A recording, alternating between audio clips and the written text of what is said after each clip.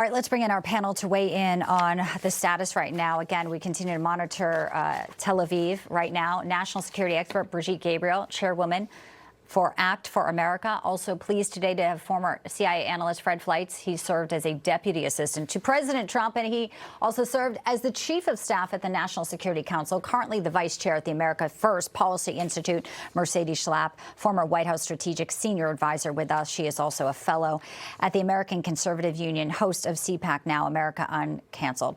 All right, we can see that there is clearly concerns over the skies in Tel Aviv. Brigitte, I'm going to start with you. One thing that Jody Cohen also said is that there's been more tick up there with Lebanon and Hezbollah. The big question, of course, as we go into another day, another night there, is how much strength does Iran have to continue firing these missiles, and for how long? They are on their last breath. This is exactly why they are fighting as if they're dying. And this is exactly why they are launching everything they have at this point. They are using the most power that they have. And we saw this morning, the first time the coordination simultaneously between Hezbollah and Iran, bombing Israel, hoping to overwhelm the missile defense system. But of course, it's failing. They're going to run out of missiles sooner or later. We know that Hezbollah and Lebanon still have about between 10 to 12,000 missiles. They're going to try to go through that, but Israel is prepared for them. It is escalating, but I don't think it's going to go for that long, because we have disseminated their rocket launchers, their military. There's no military power. The military outcome of this war is already a foregone conclusion.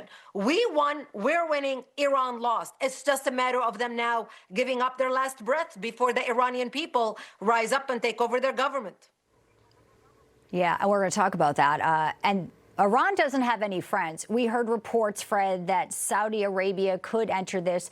There's a report crossing 3 minutes ago in the Times of Israel saying the Lebanese army arrested 27 for weapons as Hezbollah military activity. So they don't want Hezbollah either. It does seem like we're looking at this moment in time. And speaking of this moment in time, Fred, what do you remark on the reports that it was last Monday Benjamin Netanyahu called President Trump a day before the State of the Union saying, we know about this meeting. It's Khamenei. It's the top advisors. President Trump apparently took this to the CIA, confirmed all this. And that is why, instead of, some say, building support for military action in Iran, they decided decisively the time was now. Pretty incredible to know this backstory today, Fred. And it does seem to kind of check with what we're hearing now as the briefings continue on the Hill. It was an incredible intelligence coup, and I think the president made the right decision to try to take advantage of it. It just shows the arrogance of Khamenei to think that that he could saunter out into the open like this and we wouldn't attack him during the day. It was arrogant stupidity by Khamenei, but it was stupidity that we took advantage of and took down quite a few leaders, part of this evil regime. All right, today, Mercedes, 4 o'clock, they're going to try to handcuff President Trump with this war powers, though everything does seem like not only did they brief the Gang of Eight, he has the ability to carry out these strikes. I'll play a little bit of Elizabeth Warren ginning up the Democrats there. You are right to be worried. Trump administration has no plan in Iran. This illegal war is based on lies, and it was launched without any imminent threat to our nation. All right, how does this go today on the Hill, Mercedes?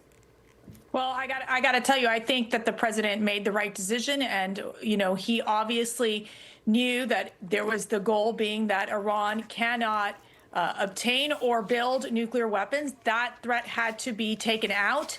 And as we know, Iran never was a fair player, never cooperated with the inspectors who tried to go in to see what they were building at the time. And, you know, quite frankly, this has been over 4 decades of Iran murdering Americans, decades of terrorism that has created instability in the region of the Middle East. And I will tell you, for Congress, you know, the president had every right under Article 2 to take these actions. And they've been very upfront in notifying several of these senators, especially the Gang of Eight that received multiple briefings. They've been very clear as to what the mission is of this operation.